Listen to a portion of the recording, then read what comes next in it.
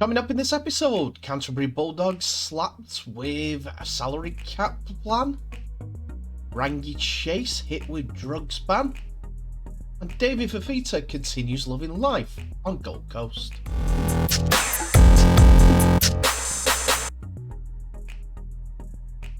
Hello ladies and gentlemen, and welcome back to the channel Hell Dominance. Anthony here.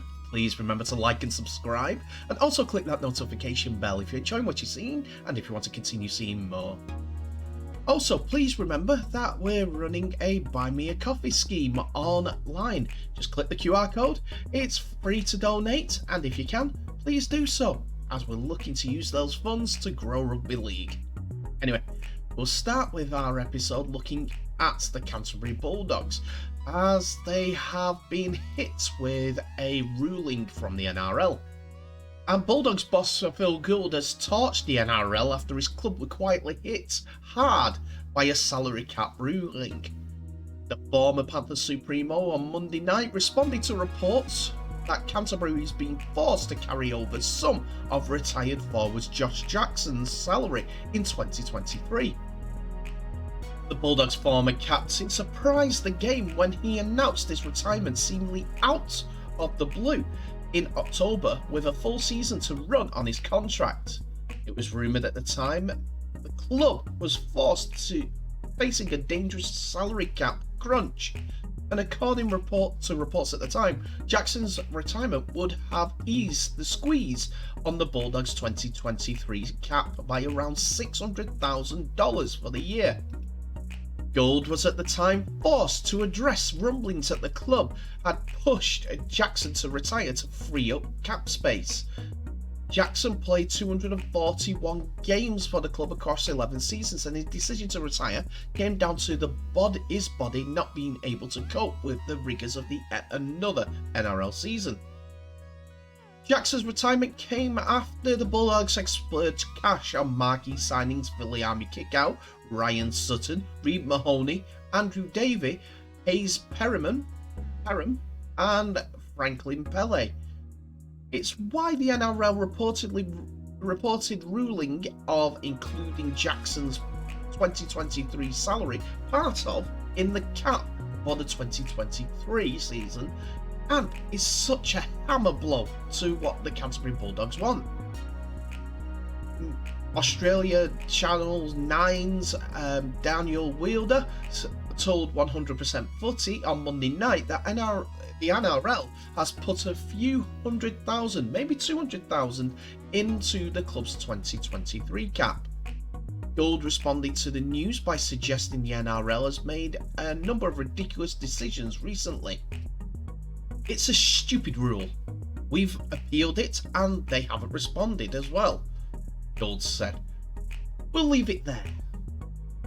Since Jackson's retirement, the Bulldogs in January announced star playmaker Matt Burton has re-signed with the club on a monster deal through to the end of 2027 season.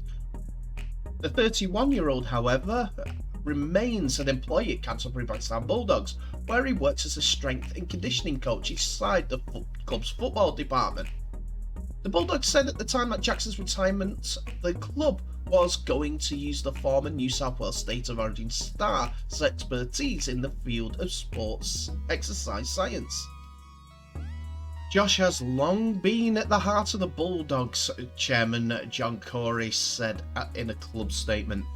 He led this great club with pride. He has bled blue and white and played for his state and for his country. We know this decision has not been an easy one, and while it's a sad day, there is no doubt that despite not lacing his boots and lacing up running out in 2023, he will continue to inspire the Bulldogs team and our community for many more years to come. We cannot thank him enough for everything he has done for our club, but now it's the time to reflect on and celebrate his wonderful career. So what do you think about this entire situation? Do you think that they're skating the rules a little close to the knife? We'll have to see. And now, Bulldogs have to be creative in a different way with this ruling coming from the NRL.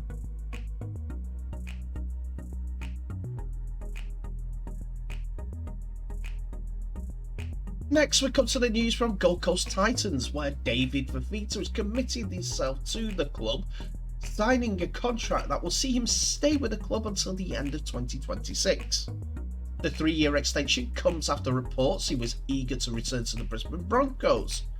Currently earning a reported $1.25 million per season at the Titans, it's unknown how much this deal will be worth, but to him, it much more. One of the most sought after players in recent memory, Fifita has received interest from multiple NRL clubs for his services.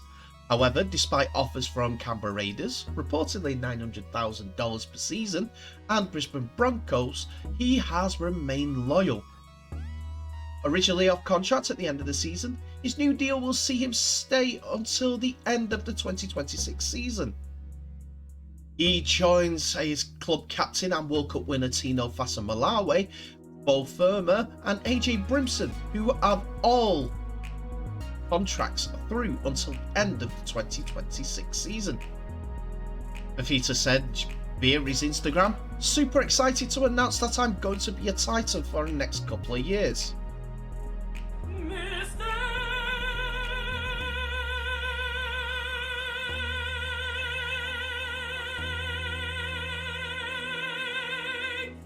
Mistake?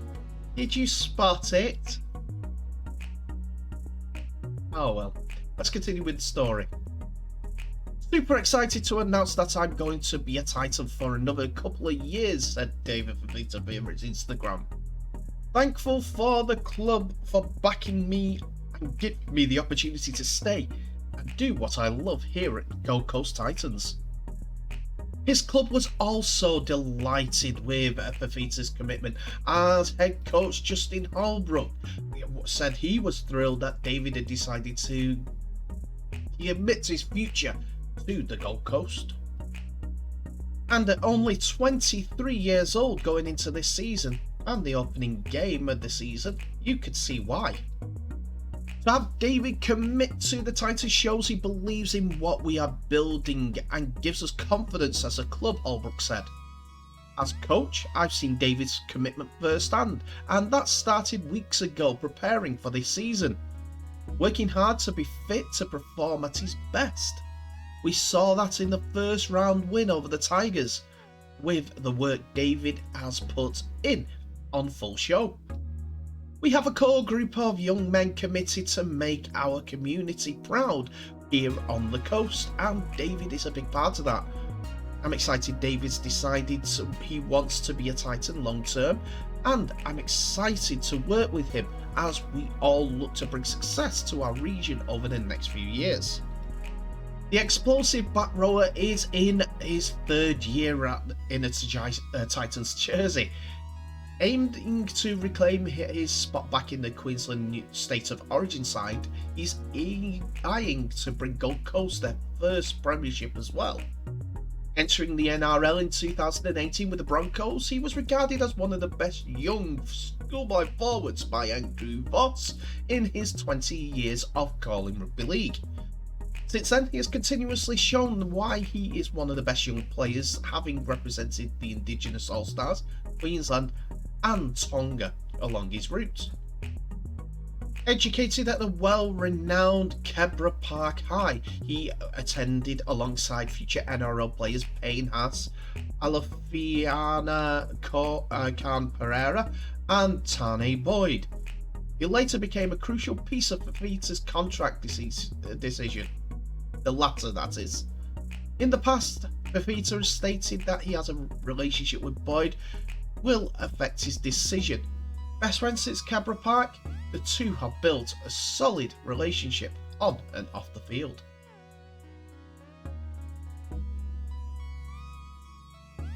Doping Ukad has today confirmed that rugby league player Rangi Chase received a 3-month ban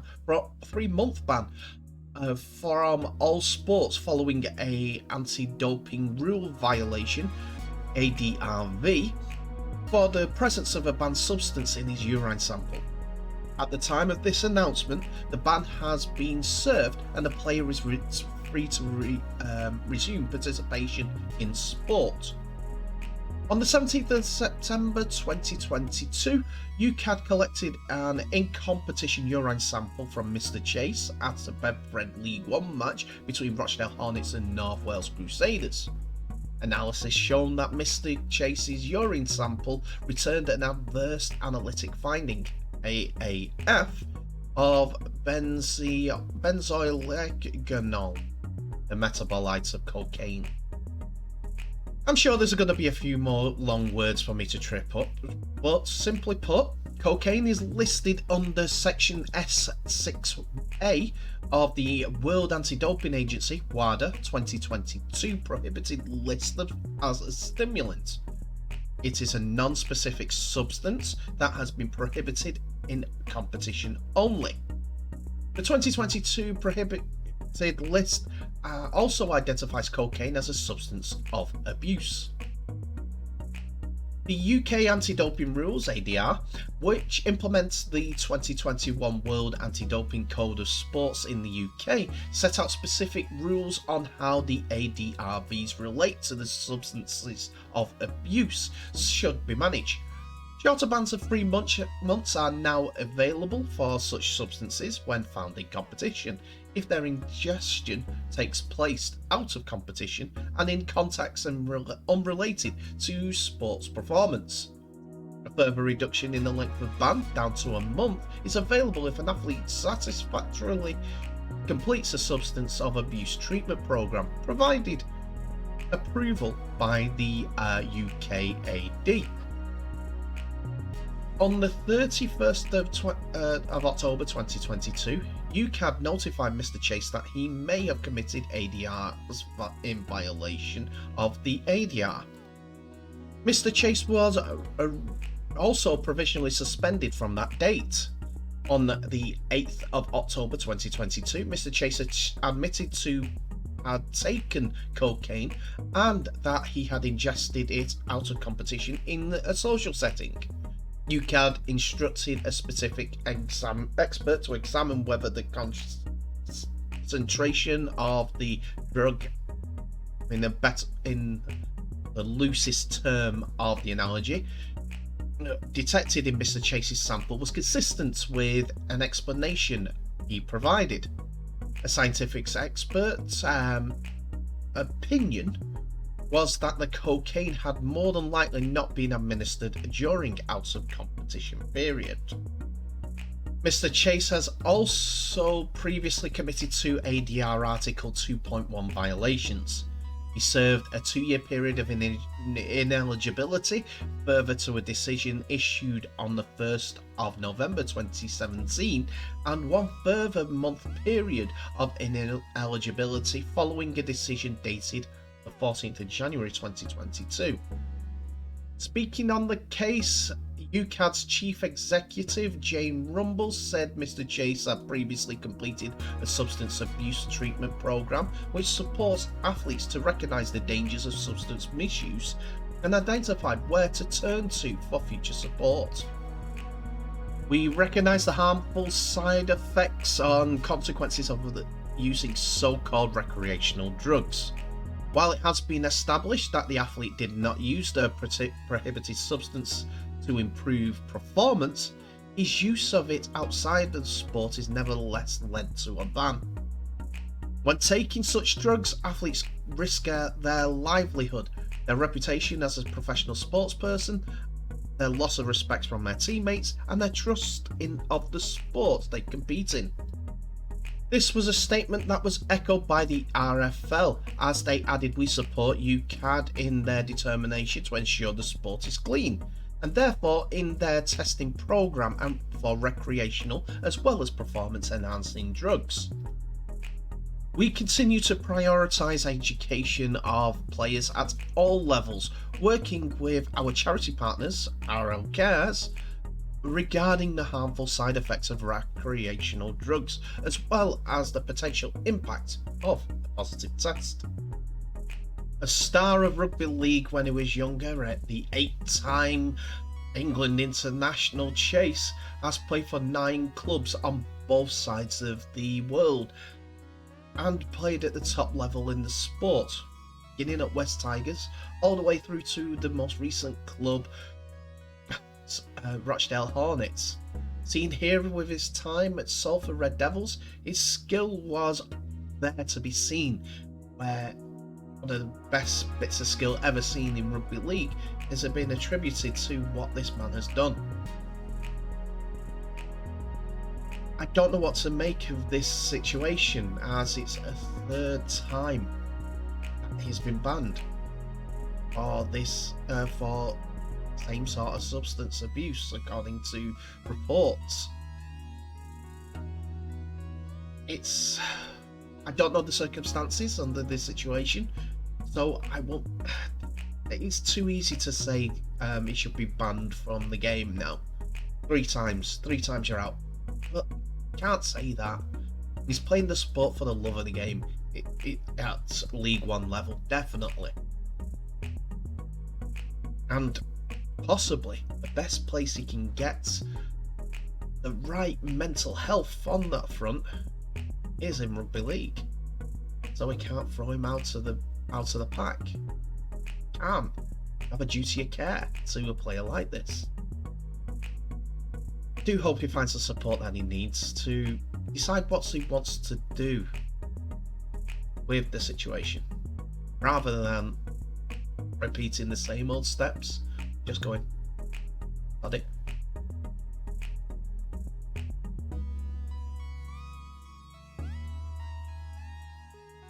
And that's it for another episode, ladies and gentlemen. Thank you so much for watching. Please remember to like, subscribe and share this video worldwide, as well as clicking on that notification bell for any updates on new videos that may be coming your way in the near future. Tell me what your thoughts are on the episode in the comment section below, as it's all opening for business. And I'd like your feedback on all the stories. Yes, there's been a couple of mistakes in this episode today. Hopefully you'll forgive me on those, and I promise I'll try my best not to do them again in the future. In the meantime, please go and congratulate the Burrows family and the voice of BBC Rugby League, Mark Chapman, who won awards at the Sports Journalist Awards ceremony last night. Mark Chapman picked up the Best Presenter award for his achievements in rugby league and also football when it comes to soccer in the UK. Deals with them both, but his commentary at half-time of the semi-final between Australia and New Zealand is one that always sticks in people's mind. You've probably seen it played all over Twitter over the last few hours. But anyway, thank you so much for watching.